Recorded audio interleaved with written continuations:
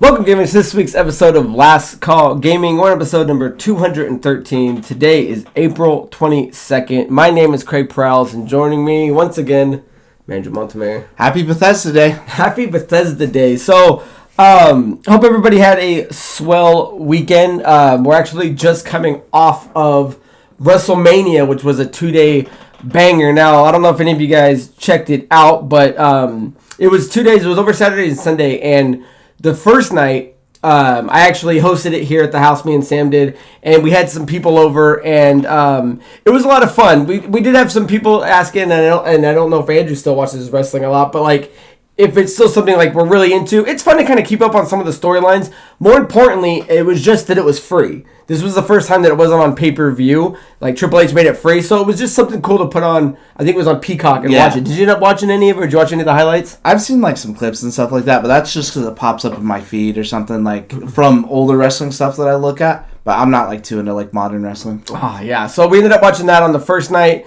Some interesting matches. Then on Sunday, Sam and I just kind of kicked back and chilled. We didn't really have anybody over because we had a bunch of people over, and thank you for everyone that came by.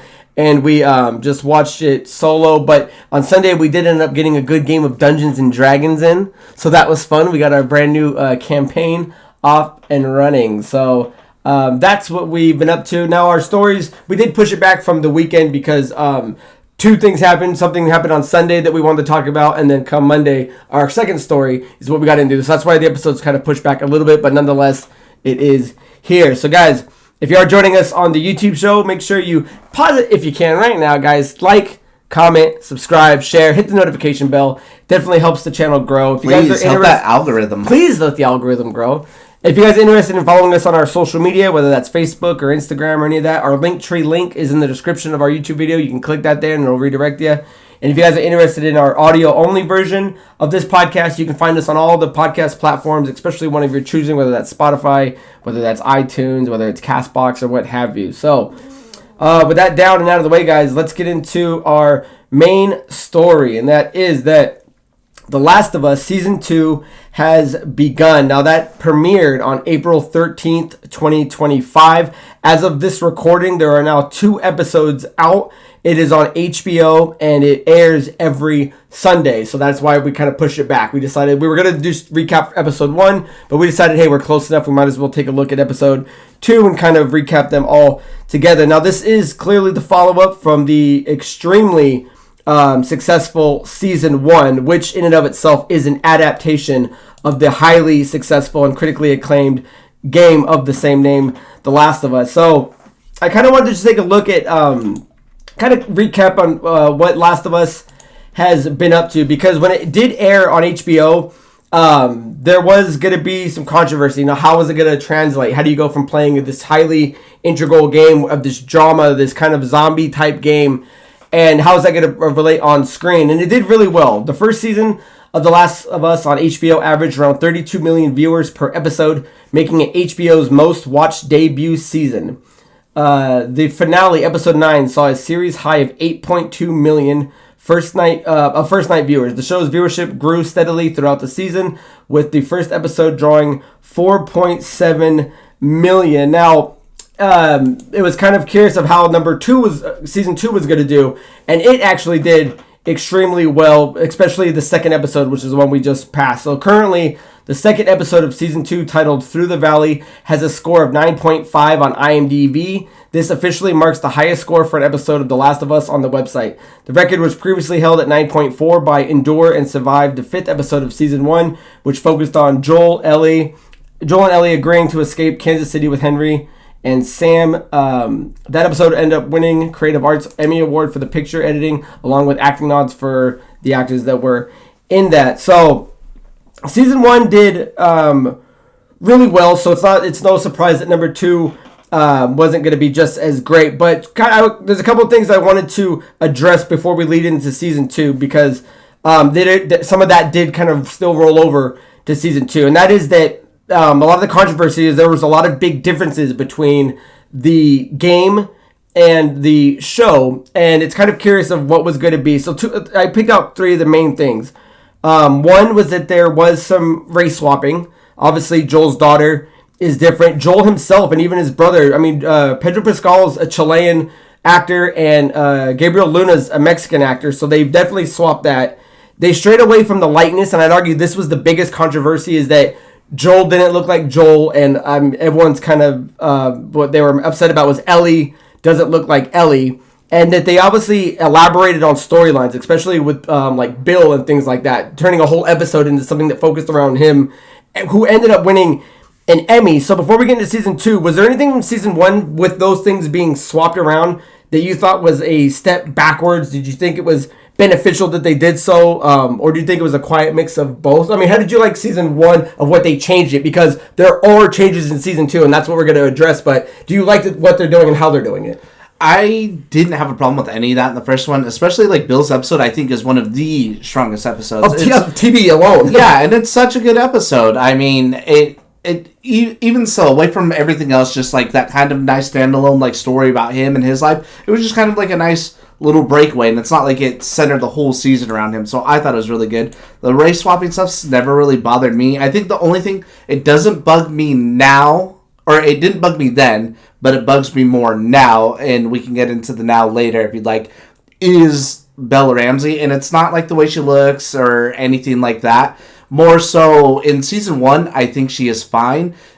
And, you know, she's a young girl. In season 2, it doesn't translate that jump. It just looks, she looks the same with longer hair. Yeah. And that's what bugs me the most, is you don't look at, because even they made Pedro Pascal, I think, look older and stuff like that than he did in the first one. So I don't understand maybe why. I guess you could recast it or pick someone else, because there's lots of other people that do fit it almost like a 1-to-1.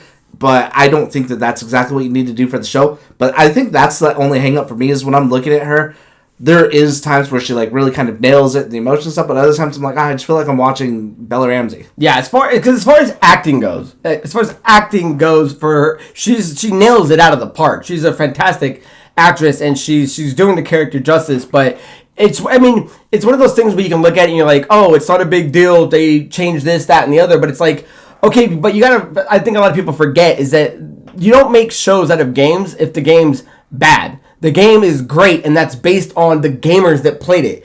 Gamers want to see what they played realized. So when you do these drastic changes, I do understand why you get some of that backlash, because as great as an actress as Bella Ramsey is, I understand the frustration of people going, this isn't the Ellie that I played that I wanted to see realized. Because I know, obviously it's fan casting, but Kaylee Spaney was somebody that's a big name I've seen. Yeah, that was up there, and I'm like, and it's not just someone that you find, you're like, oh, she could play her, that looks like her. It's like, no, she's actually an actress, and she does really well.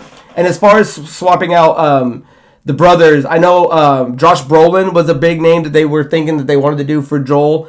And or even like Gerard Butler. So Joel doesn't really bother me as much. And again, the acting from her is fine, but when you look at her, it's like that. To me, it just takes me out, because I'm like, that's not Ellie. And that's only if you've played the games. If you've never played the games, I mean, because again, that backlash only comes from players. Anybody like my dad, or my dad's beating the game, but if my mom watches it, she's not going to know the difference. And now all you're going to get if you've never played the games is great acting. Well, I think the problem translates a little bit beyond that, because I think when we were watching the show, because I was watching it with my wife, and she's never played the game, she doesn't really know too much about them. I think maybe she had like looked away, or she was like on her phone, because I think she was texting her mom something about the baby, and looked back up, and you see Ellie doing whatever. She's like, how long is this after? Isn't this like right after whatever? That. And so that's why she didn't because I think at the beginning it says like 5 years later or however long later, but to her, Bella Ramsey just looked the same with slightly longer hair. So from the end of season 1 to the start of season 2, for her, in her mind, she's like, okay, is this like 3 months later, 4 months later? I'm like, no, this is 5 years later. Yeah. So going into season 2, we'll kind of point out some of the differences and things like that. So we'll get back into some of the controversy and thoughts, but I do want to highlight now, we are going to be diving into spoilers, maybe not right off the bat, but we will be getting into things. It's impossible to talk about episode 2 without comparing it to the game. So I'd highly recommend, if you plan on playing the games, go play the games first, or at least finish it, and then maybe watch the review. Or, here's a couple seconds right now if you guys want to just jump forward to our next topic, because we are going to dive into it a little bit. So take that for as you will. So, but to go back off of what Andrew's saying, is Bella Ramsey, doesn't look like she's much older, because I believe the game is 4 years that pass. In the show, they say 5 years pass. So she goes from 14 to 19. And a lot of people are saying, yeah, she doesn't look like she's 19. But it's so weird because in reality, Bella Ramsey is actually 21 in real life. So she's actually older than the character she's supposed to be playing. But yeah, a lot of people are looking at her, and it's confusing at first, going, oh, yeah, is this 6 months later or 5 years later? And it's kind of hard to gather. So that is one thing that they've kind of are overcoming, but I believe that's something they've been trying to get past since season 1. So, I mean, if you're in with Bella Ramsey, you're in. If not, then you shouldn't even be watching season 2. Right. So, with that being said, this is the first time now we're getting introduced to Dina and Abby. So in season 2, and if you've played the games, Dina is her best friend in the game, and Abby is the new kind of antagonist slash protagonist in the game, who has a huge story, and we'll kind of dive into more about Abby in the beginning, but just kind of continuing off of who they've cast to look like them. You've got Isabella Merced as Dina, and Caitlin Dever as Abby. So obviously, I mean, that's why I kind of wanted to recap season 1. We've already acknowledged that they make subtle differences.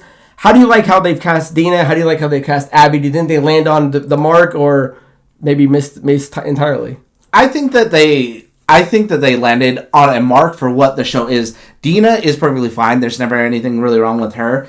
I actually recognized her too from more recently, the new Alien movie, because she was in that, and also I'd recognized her from Sicario when I was watching. I was just telling Greg, I was like, when I was watching the show, like I'm like, dude, she looks so familiar, and I like Abby a lot. I think she looks really good, and it makes more sense now too, because they're like, oh well, I know that was a lot of people's kind of talks, even though people hate her, that I think she was going to catch flack regardless, is, well, why isn't she as buff as she is in the game or whatever? I'm like, okay, well, could you have somebody that buff fighting someone like Bella Ramsey? No, you couldn't. So that's a good point. This Ellie's smaller. So now that I've gone into a second episode, that's something that didn't occur to me until later. I'm like, okay, because if she was facing someone that is Abby's size in the game as a woman versus like her in the show, she would just mop the floor with her. It wouldn't even be a contested fight. Not that Ellie really goes like crazy hand to hand with her. She kind of more relies on like her limberness and like stealth and stuff. But just outright in general, I'm like, okay, I can totally see maybe where they're trying to keep this like a little bit more 1-to-1. You don't think it should have been Brock Lesnar's daughter? No, dude, she's huge. Yeah, so if you guys aren't familiar with the games, Abby is a more physical presence. Jacked. When you find out more about her character, she is kind of a military trained, dedicated to her, wants her body to be as strong as possible. So in the game, when you play, the difference kind of between the two, because in the game, you do eventually play both of them. Ellie kind of has more of a stealth-like approach, daggers, quiet, where Abby is a more hands-on, brutal, fist-punching machine. And the actress that they got, she's a great actress. But again, though, it does lack the image. So when you are looking at the two people that got to play Ellie and Abby, a lot of the controversy is this is not Ellie and this is not Abby. However, I do think Bella Ramsey does a good job for it. I'm not entirely convinced how much I like Abby's character. They've done really good in terms of how they've introduced her and kind of how they've been sticking to the storyline with some things aside.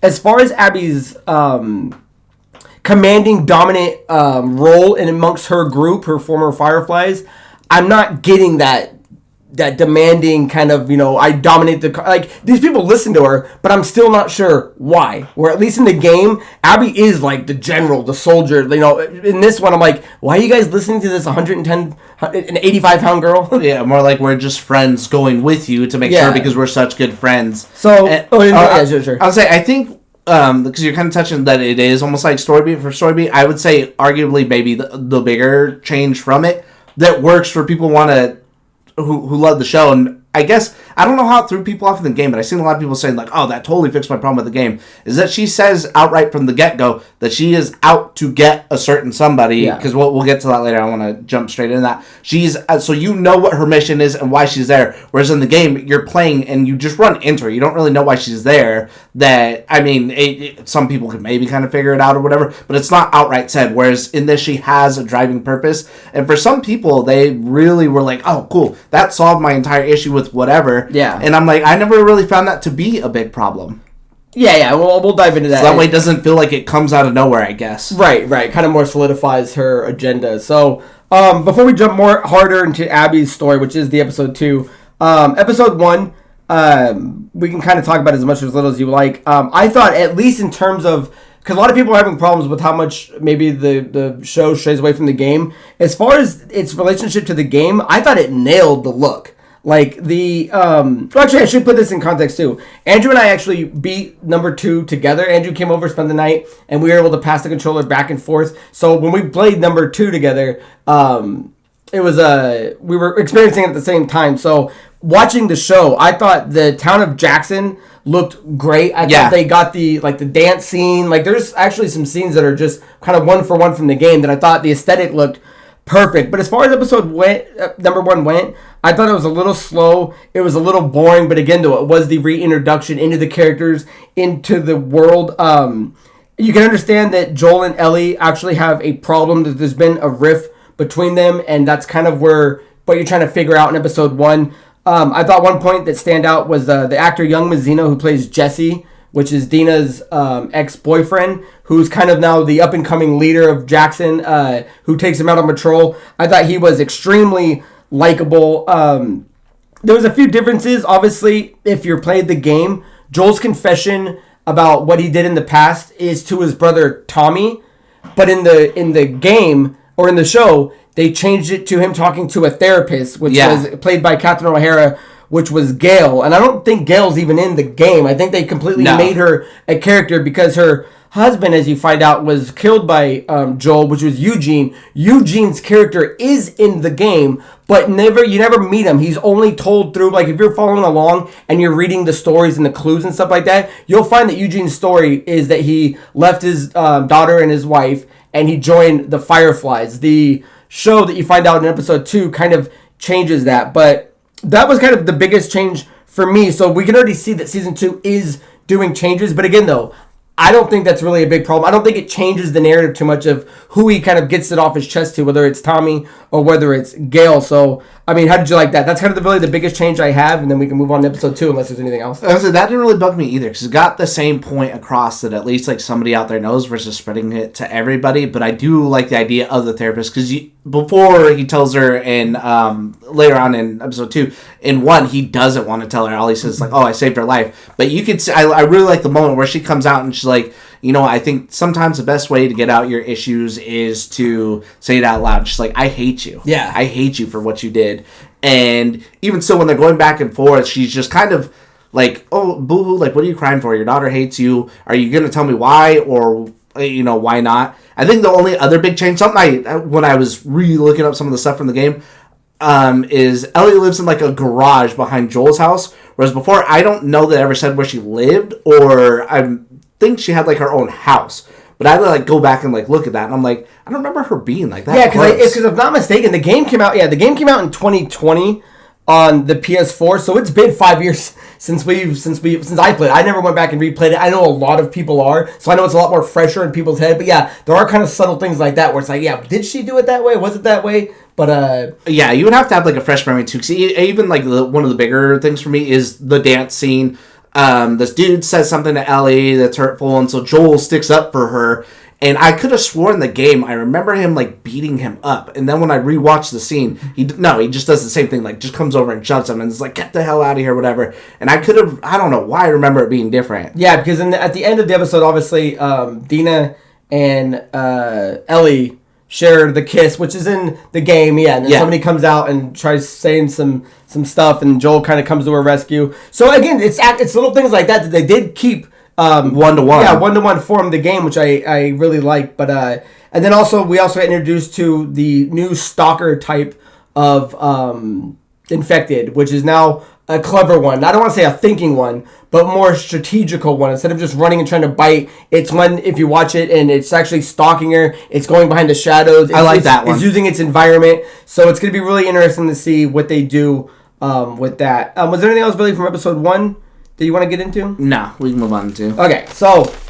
arguably the bigger one. Yeah, I do like the fact that they are keeping Ellie's guitar in it. They are keeping the fact that is going to play a role. So, moving on into episode 2. This one does have some really big changes as well. And one of the biggest ones, obviously, is how the patrols start out to work. In the game, it's Joel and Tommy who go out and eventually discover Abby, and it's Ellie and Dina who are the ones that find the weed by Eugene, which is actually in a library, I think underground, where in the show, it's now Joel and Dina who go find Abby, or run into Abby, and Jesse and Ellie who find the weed in a 7-Eleven. So they've completely got rid of Tommy. So what they've done, and this is where I think, again, I think we give them the pass to go, hey, I think it's fair that you can change these things, because we saw how well you did it in season 1. I mean, obviously there's going to be people that don't like it, but I thought it worked. So when they're starting to change the dynamic and the bonds of characters, especially of who's being paired up with who, I think it shows kind of a deeper level. Joel and Dina in episode 1 do have this kind of deeper relationship than they ever did in the game, so it's nice that they paired them up. Jesse and Ellie, I really like that Jesse's getting more screen time and things like that. I'm hoping that he plays a bigger role, and it frees up Tommy. So before we get into kind of where Tommy would have been, is that a change at all? Do you like that they're kind of changing the situational structures of the characters? I think if you go with like a dynamic, it makes more sense too, especially with like Jesse being there, because when he helps later on in the game, he's just helping because he's more of a friend. Whereas now he's involved in the situation, he's affected, he's there too. Versus Tommy is going to do anything because Joel is his brother regardless. So he doesn't need to be there for anything regardless of what's going to happen because they're family. So he already has his set motivation no matter what happens. Yeah, so I think that's really cool. And before we get into what they changed, is there anything else in the episode that stood out to you? I mean, obviously it looked fantastic. There's a couple of good lines where Ellie's talking with Jesse, how her and Joel, like, because everyone kind of has this hint that they know that they're kind of on the offs, like drifting. But there is a line where she's like, Joel's gonna be Joel, I'm gonna be me, but we're still us. And I kind of want to even reference back to the end of episode 1 when he's talking to the therapist. It does kind of highlight that Joel's been doing a lot of bad stuff, and it's hard at this point to see if he is a good guy or a bad guy, especially when the therapist is like, you killed my husband and I hate you. But, what do we have to work through? I think that's a precursor of what's happening or what's about to come.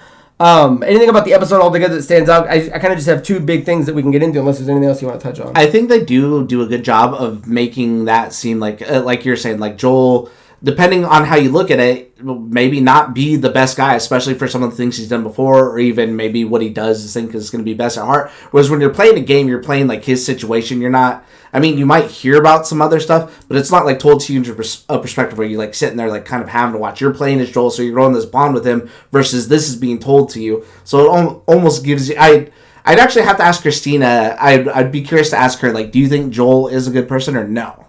Especially based after everything that he's done, versus when you play the game, you kind of almost feel like you are because you're doing this big noble deed or whatever, and then it is for Ellie at the end when he eliminates the Fireflies, but you're playing that situation. Right. So you feel differently. Right. So, yeah, exactly. I mean, is it a selfish deed? Was it a noble deed? You know what I mean? So, yeah, so it does kind of point on the back that Joel is going through this, and her and him have had some issues. Now, leading into one of the biggest things that they've changed, which I thought was probably one of the coolest scenes in TV that I've seen in a while, is that there is an attack on Jackson, which is the city that they're in, which is the place that they've actually built up that has a power grid, it's a functioning city. They've got different jobs and roles.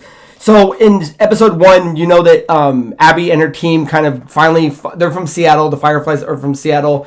That episode starts off where they're burying everybody, and it's from the end of season 1 where Joel went in, shot everybody, and got Ellie back. You're slowly finding out that Abby and the rest of her team are survivors of those Fireflies. So at the end of episode 1, they kind of discover it. In the beginning of episode 2, they're trying to figure out this plan of how to eventually get Joel.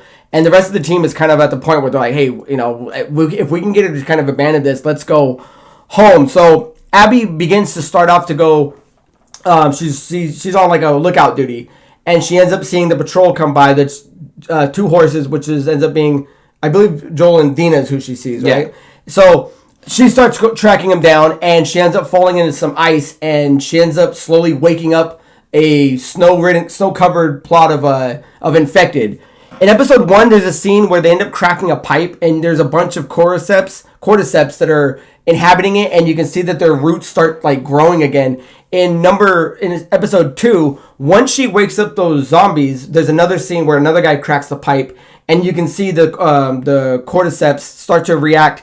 When the zombies start chasing her, it's a signal, and what they do is and it's so cool. When they're running down the hill, they all just stop, pivot on a dime, and they start running to Jackson. Because they have that hive mind. Yeah, they have the hive. So that's something that's not in the game. So when that started happening, I'm like, oh shit, they're going to get attacked. So as it happens, dude, they run and just barrel down this town, and now you understand what Tommy's role in this, since he's from the game, is that he's actually on the top of the tower defense. They've got all this lookout and shooting points going, and eventually when they do get breached, they get to a badass scene with they have all the flamethrowers set up. Eventually they release the dog. So as something that's not in the game, and it's something that they've made. For being because number one, I thought was a boring, slow setup, but it's understandable.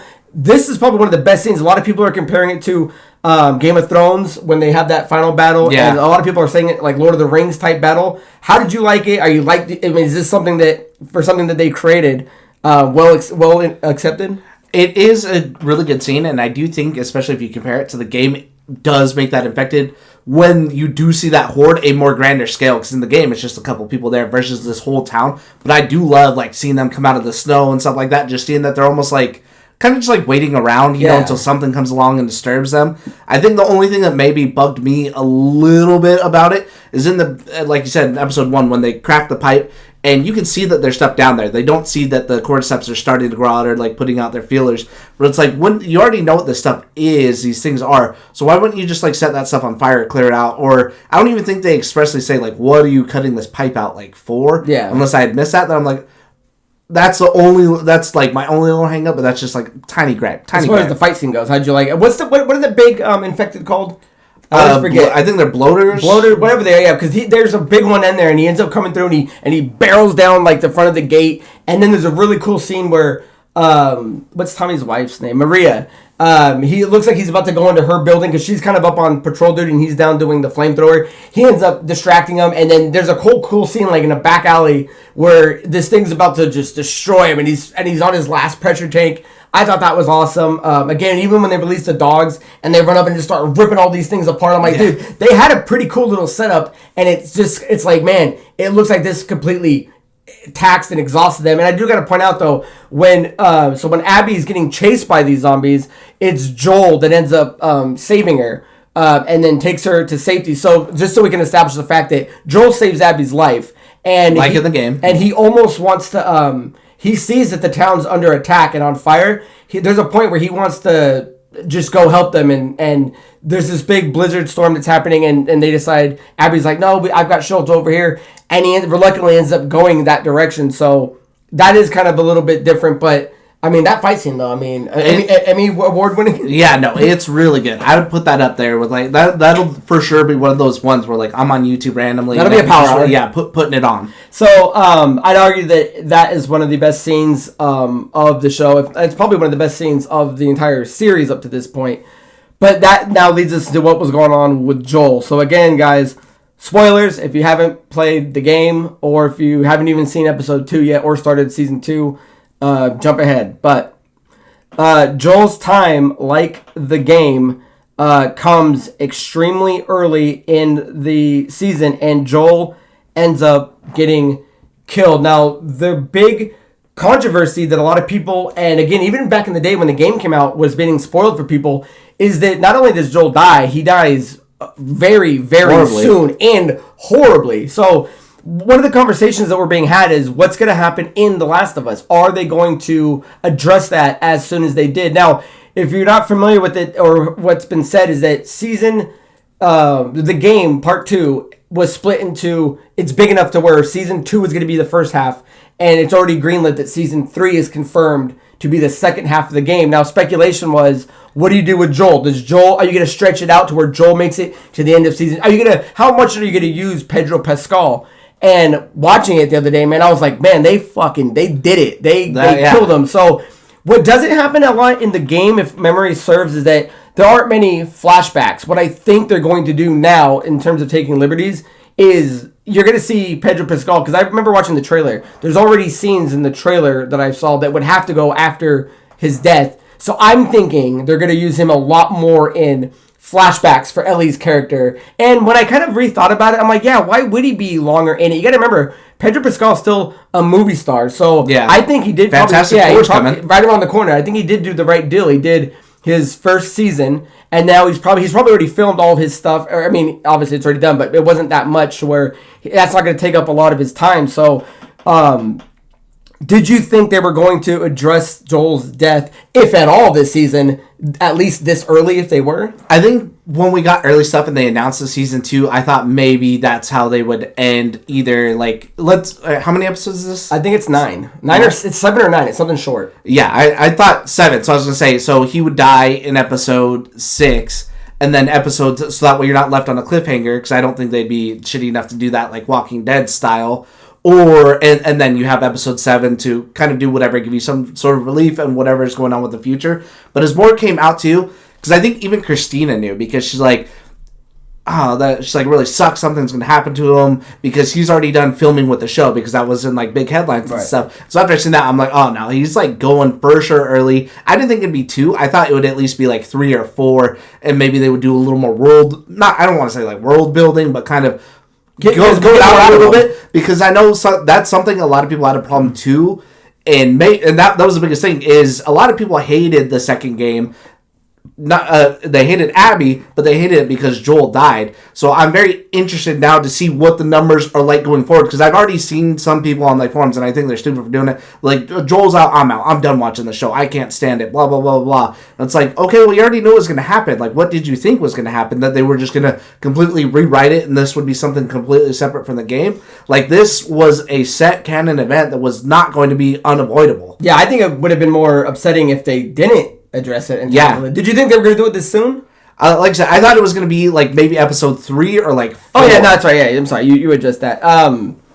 What I meant to say was, did you think they were going to address it the way they did? Because there are big changes, and that's one of the things is how Joel dies. Like, so that's what I meant to say. Did you think it was going to be as accurate? Do you think it was going to have the infamous golf club? Do you think it was going to act that way, or do you think they might have changed it a little bit? I think that if they were going to do it, I thought that they exactly almost like what it is. It's almost like a 1-to-1 with some slight differences, but it is not like, oh, here's just like a quick ending, like a bullet to the head or something like that, or you're bit, now it's a noble sacrifice.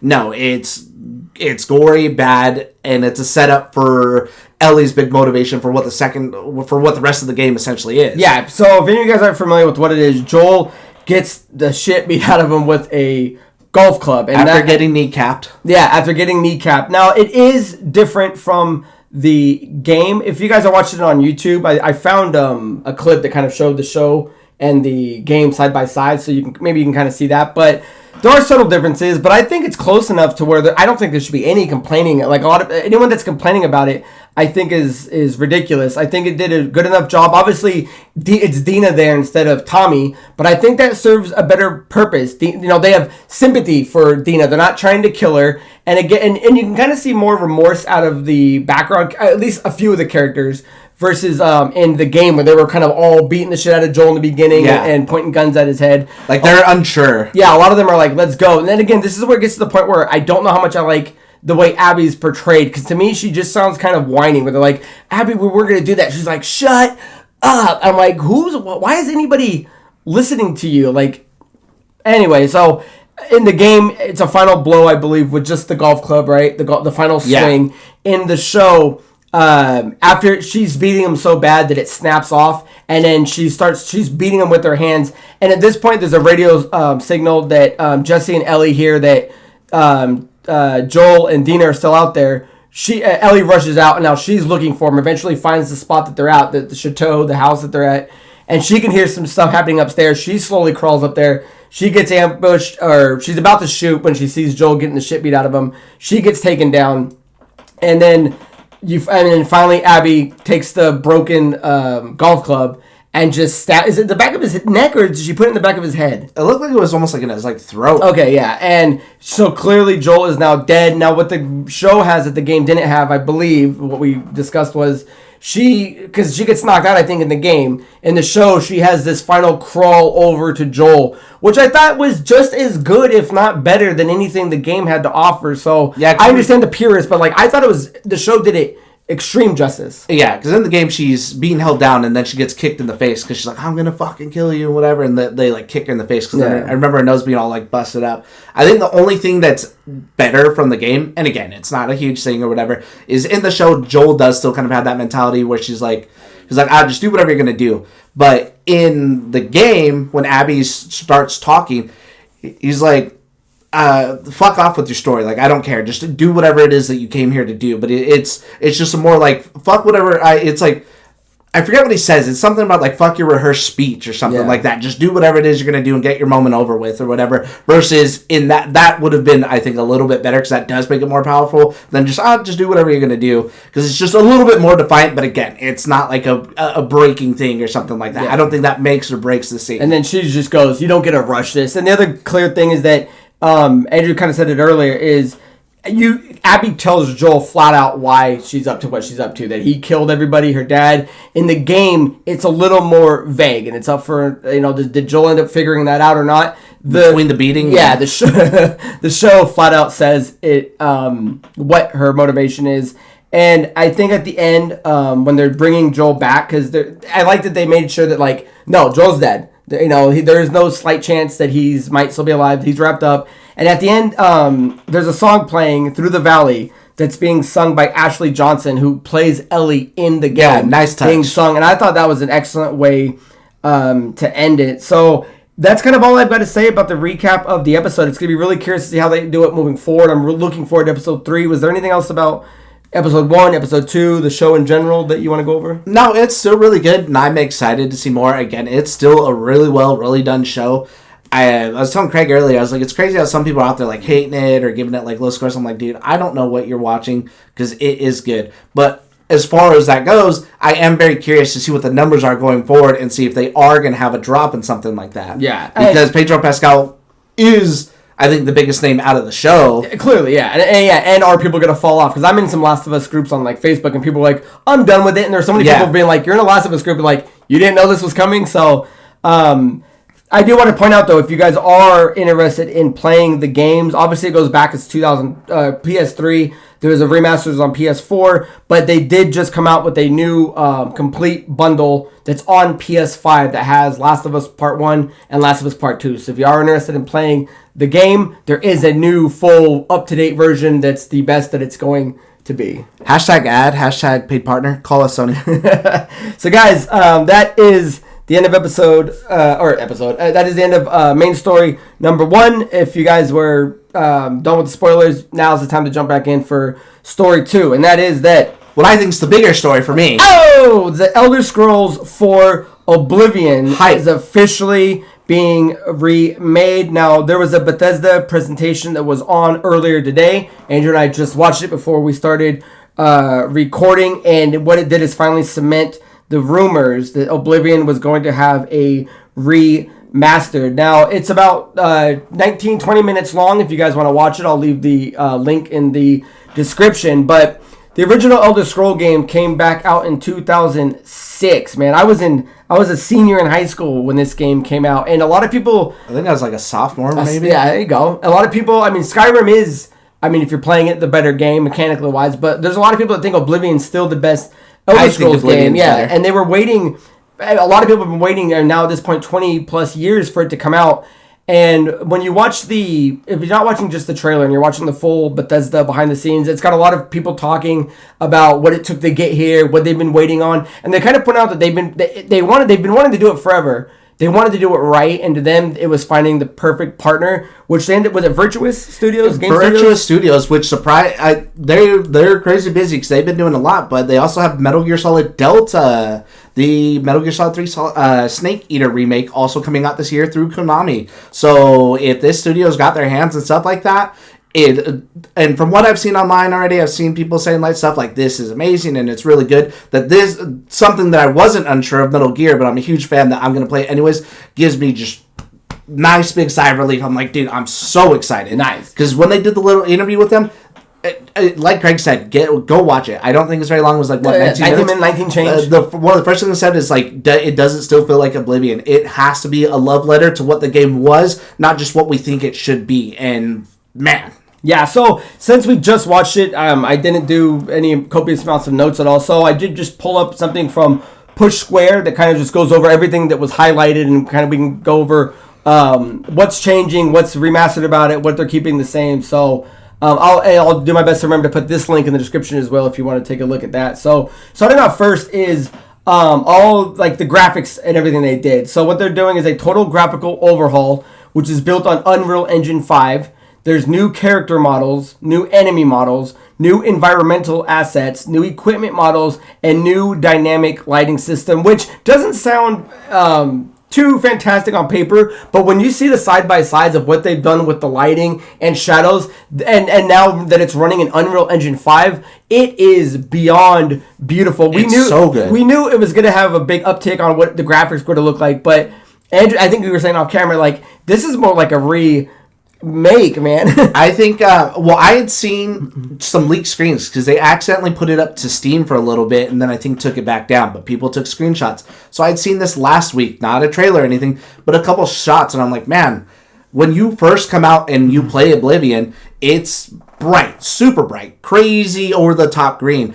And then when I saw some of the screens, I'm like, this looks like a little bit dull. I'm a little bit worried now that maybe they kind of graded up almost like what they do with Skyrim. But then when you see this, they're like, we have the different times of day to show the different effects with everything. It is beautiful. Yeah, I couldn't stop looking at it, man. There was a couple times we were watching it. I just had to rewind it. I'm like, man, because they'll do a thing where like the bar will slide by and it'll kind of show old and new, and then they'll do the whole thing. I rewound it like twice. I'm like, dude, this is amazing. The one that got me is when they have a chick standing there, and I couldn't remember what it was, especially after playing Skyrim. I'm like, like maybe it's like a character or something different from the DLC or whatever. And then when it cut over to her standing there, I'm like, it's a Spriggan, the like forest enemy. I'm like, damn, that's way cool. Because before she does almost kind of, I'd spent so long since I played it, look maybe more like an NPC or something that you could talk to, like a sprite or something, versus when they redo, I'm like, okay, no, that's totally an enemy. Yeah, so the fact that they're redoing all these characters, I mean, he's fighting the Minotaur, it looks sick. You're seeing the skeletons,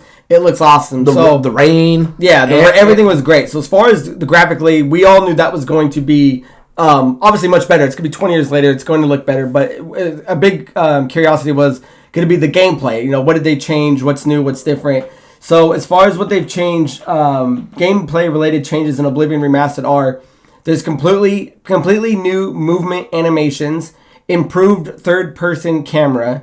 You can now sprint, which I forgot was that wasn't a thing. I thought maybe sprint just had an endurance lock behind it. You couldn't sprint in Oblivion? Has it been that long? Just my eyes deceive me? I was like, I don't think so, because I think I remember having to like level up acrobatics, so that way when you wore your heavy armor and stuff like that, you could jump. So I remember it didn't hit me until he said that. I'm like, oh yeah, that's right. I used to jump everywhere because it was faster than running and walking. And then they added new combat animations, new on-hit animations to give combat more impact, and improved aiming with bows. So yeah, what they've kind of pointed out is that, because a lot of people, or at least the default way to play it should be in first person, but they've always added the third person mechanic. It just never moved quite as good. What they've said is now it's just as good as playing in first person, which is really cool. And as far as with the bows go, one of the things I liked is I didn't know there wasn't a reticle in third person. They've added that now. So for anybody that's interested in playing in third person, and I know a lot of people do, they're saying now it's just as good as playing in first. That's one of the highlights I took out of it. What was for you? Yeah, especially too, and it's not too intrusive either. I hate having like a big thing or something like that. It's just a small little like white dot, and I'm like, headshots. Perfect. That's all I need.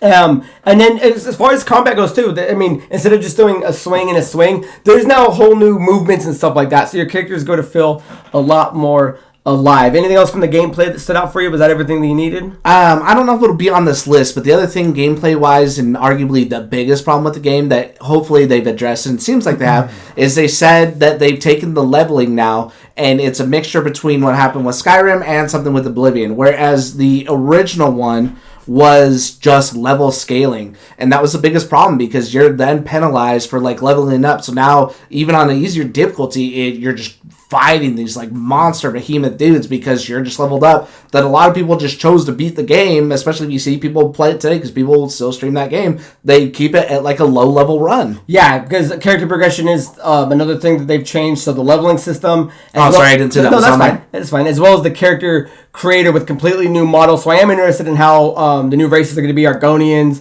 the Red Guards, and all things like that. But the leveling system, like Andrew was saying, is like, yeah, how is that going to change with the gameplay? Because there were certain... I remember, is it Oblivion? You could be on that... There's a spot in that dungeon in the beginning that had like a little hill to the roof. You could just keep jumping and it would skyrocket your athletics and stuff. So they didn't really dive too far into what's going to be changed, but they said it's going to be a slight mix between Oblivion and Skyrim. So I do like that, and I'm really interested to see how that's going to work. I did like, too, that they obviously had Todd Howard on there. He said it's still going to keep its charm, which is just code for like their jank and some of the things that people have grown to love, whether it be like talking, gameplay mechanics and stuff like that. Stuff that makes sense and is fun, but not bad to the game, it seems like. Yeah, so that all sounded great. And then what did I skip this part? Oh, then the audio that they've changed. It's going to have new voice work across the game in addition to a lot of the old voice work, and then a remastered soundtrack. So obviously they were playing music throughout the trailers and things like that. It all sounded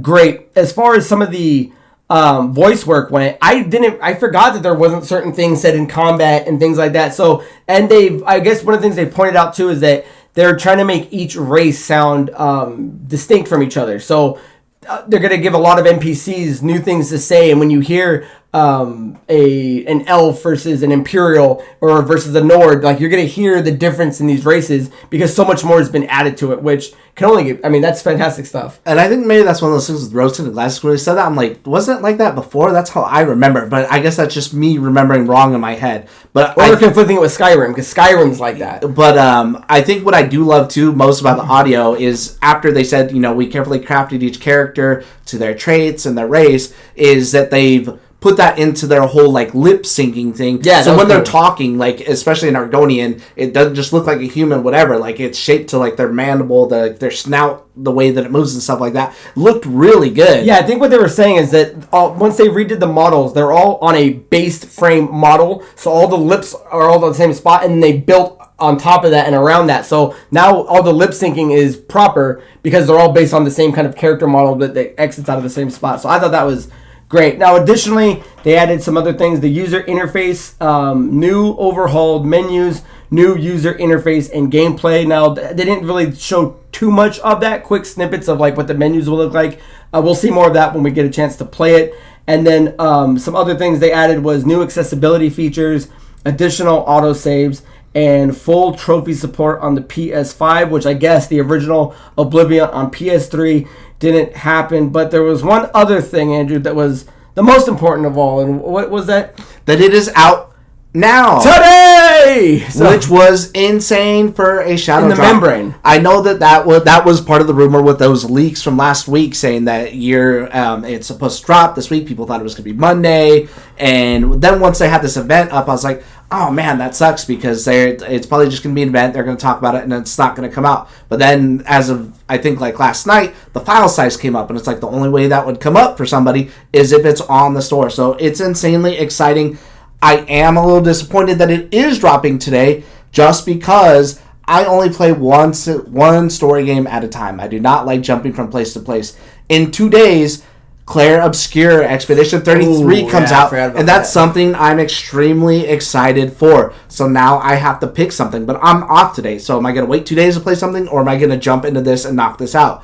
I don't know what I'm going to do yet. And I do want to throw out there, too, because I've seen a lot of people like, oh, well, Microsoft really screwed these guys, blah, blah, blah. One, they're, I think it's like Sandfall Studios who does Claire Obscure. They are not a Microsoft-owned studio. That game's also coming out on PlayStation and other places as well, too. And so is Oblivion. Yeah, and they're already paid for that game because that game is going to be on Game Pass. So they're already paid for their work and whatever it is they're doing to Xbox. They probably are going to lose some sales, but that's not Microsoft's fault because I don't think that they judge or they can tell Bethesda like, oh, well, you should do this, this, and this for these queue schedules because we have these sort of deals going on. Yeah. So either way, I do feel bad for them. The game is launching at $49.99, which seems like an amazing price point, free on the Game Pass if you have that. Game Pass Ultimate. It is not on Game Pass. It is Game Pass Ultimate, and then I think it's $59.99 for a like deluxe edition that I think comes with the classic horse armor and like a few other things on there as well too. Oh yeah, and to mention all the DLCs is yes. for free. So they added on Shivering Isle and all that stuff. As they should. Yeah, so all that stuff is fully intact. And when I looked at it, I didn't see the XS symbol. So as far as I can tell, I believe it can still play on the 1X, the 1S, and then the Series X and the Series S as well. So this thing, there's no excuse not to play it, Collins. And it's cloud gaming. And I do want to note the hype behind this a little bit too, since we're kind of closing on it, is that when I went to go watch the stream this morning, actually as of last night, there was over 6,000 people just already waiting. Over 6,000? Waiting in the queue. And even this morning, before it started, because I got there a few minutes early, the queue was still up there, just people waiting to watch this thing. And I'm sure it's more now, but as of 2 hours ago, or as of 2 hours after it had released, there was already over 100,000 people playing this on Steam. Nice, yeah. Andrew, after we saw that, I went and mine's downloaded, mine's ready to go. So that's, I believe, everything we can say about the Oblivion Remastered, out now, cross-platform. Check it out. Is there anything else you want to add? No, I'm insanely excited to play this. I actually love this game more than Skyrim. So nice. Hey, nothing wrong with that. There's no wrong answer. What else? My time to shine. So, guys, that's the end of our story number 2. We are getting to the end of this episode, and if you've gotten to the end of this episode, so Andrew and I would like to take a second and talk about what are we up to. Anything we've been up to, what we've been playing, what we've been watching. I'll go first on this one and try to get this done as quick as I can. So, as far as what I've been playing, a little bit of South of Midnight, but not too much. Andrew can talk more about that. Geno has been playing a lot more PS5, so he let me borrow his Series X, which has Dragon Ball Sparking. Is it Sparking Zero or Hero? I wrote Sparking Zero on it, which is a game that's actually doing fantastic. 9 out of 10 on Steam, 4.6 out of 5 on a lot of sites. It's a 2024 fighting game developed by Spike Chunsoft and published by Bandai Namco. It came out on October 7th of last year. At this point, I played almost all the Dragon Ball Z games. There's really not much more you can do. It's really the same kind of storyline. However, they found a really good system. Now, I forget if this is in any of the other Dragon Balls. Is the What If system in other Dragon Ball games? I don't remember them being in there. I think the only What If is like, oh, well, Brawler's here and you just have to fight him. So I don't know if you'd want to count whatever like that. But no, this is like the first one that I do like that has a canonical, well, what if this situation happened? For example, there's in the very beginning when you play like Goku Saga, you can, when Piccolo wants to join you to go fight Raditz, you can go with Piccolo or you can go alone. If you go alone, you end up going with Master Roshi and Krillin. So you end up fighting it, and then when you end up taking out Raditz, Piccolo ends up showing up and uses the special beam cannon, but Goku doesn't die, right? So he never goes to he never goes to see King Kai. So when the other Saiyans are coming, Nappa and Vegeta, Goku is on Earth training with Tien, Chaozu, Yamcha, and Krillin, and Piccolo is training Gohan. So when the Saiyans arrive, Goku's already there. So they all wipe out the Cybermen, so nobody ends up dying. So which is already awesome. I want to see this version. And then when Goku fights Vegeta as the big ape, the way you end up beating them is Goku, Krillin, and Tien all give him a solar flare. So it's so awesome because when you find out the Dragon Balls happen and the Scouter they never end up going to Namek. Only Piccolo and Gohan go because they want to. Piccolo's curious about the Namekians, but Frieza and all those guys end up coming to Earth. So that's a small piece of what the What If can do, and there's a lot more. I've already passed one, and there's achievements for doing these alternate timelines, and I've already done some more with the Cell Saga, the Majin Buu. I'm up to, I'm about to get into the World Tournament for Dragon Ball Super, and you can unlock a lot of characters, so it's not just Goku Saga. There's Vegeta, and he's going to have his storylines. Gohan, and then there's other people you can unlock. So I'm having, and the fighting system is nice. I don't really love fighting games, but I've got it down pretty good. And you can change the difficulty, but keep in mind, if you put it to easy, you can't unlock the alternate timeline. So you've got to play it on at least the default, which is normal. So that's what I've been playing. As far as what I've been watching is, me and Sam just saw the movie Sinners in theater, and it's getting great scores. At one point, it was holding 100% on Rotten Tomatoes for like a couple of days. It's at 98, and the storyline is trying to leave their troubled lives behind. Twin brothers return to Mississippi hometown to start again, only to discover that an even greater evil is waiting to welcome them back. And if you guys have seen the trailer, it's Michael B. Jordan playing twin brothers. I've been a kind of hit or miss with him. I like Fruitvale Station. I didn't really love him as Killmonger. I like him as I love Killmonger. as Creed. Obviously, I didn't love him as Johnny in the Fantastic Four. This movie, for me, solidifies Michael B. Jordan. Dude, it's fantastic. He plays these two brothers so perfectly and yet different. It's obviously, if you watch the trailer, it's a vampire kind of movie, but it doesn't kick in till like later in the. It's like Dusk Till Dawn. There's a whole movie happening, and then vampires happen. And the way it turns is awesome. I would highly recommend for you to go see it in theaters because it's got like 2 or 3 musical numbers that happen, dude, and it booms. I think you dig it the most. I really want you to see it. But the other thing I wanted to point out just quickly is that there's an outlet called Cinema Score, and they do kind of like out of theater reviews and things like that. And no horror movie, at least from them, has ever gotten an A. Sinners is the first movie to get an A from their outlet, and it's very well worth it. Ryan Coogler did an awesome job directing this movie. If you're a horror fan, go check it out. People are saying it's one of the best movies of the year, and it should be an Oscar contender. So if you're interested in it, go see it in theaters, and that's what I've been up to. As far as what I've been up to, I haven't really been watching anything besides The Last of Us, which we already talked about because I've been busy doing baby stuff. But I did finish South of Midnight. I don't remember if I had said that we had started it before, but either way, ran through it, and I don't care for it too much. It has a lot of cool things into it. It is a beautiful game. I absolutely love the art style. I love the story to it, where they do like the southern folklore and the tales that they're telling you, and why certain people are the way that they are, even like their transformations and the sad stories that you see there. I even like the platforming. The platforming is like really good with some of the abilities that you can use. It's just everything else kind of just falls apart for me. Like the fights, you're fighting these boring looking enemies and you're just doing it over and over and over again, so it's not like really fun and you're doing anything really new to fight them. I still found by the end that I didn't really care for like Hazel, the protagonist. I just didn't really like her. I don't know if she was just like too whiny or like what her deal was. I just felt like she was just unlikable. That towards the end of the game, after I'd gotten the achievements for like just doing the combat stuff, I was like, dude, I'm just gonna turn off the combat, and then I just ran through the rest of the game, and I'm like, man, like I just don't know what it is. It just not click with me, and I just felt like it was just so like boring. I was just rushing from story beat to story beat, and I did take the time though to enjoy like each different area that you go to, especially as you're going through like the swamps or some of these cliff sides and everything. So I mean, there's something there to it, especially with that art style, but it's maybe it's just Hazel. I don't know what it is, but the rest of that, it just doesn't click for me, and I don't care for it too much. I thought it was like pretty mid.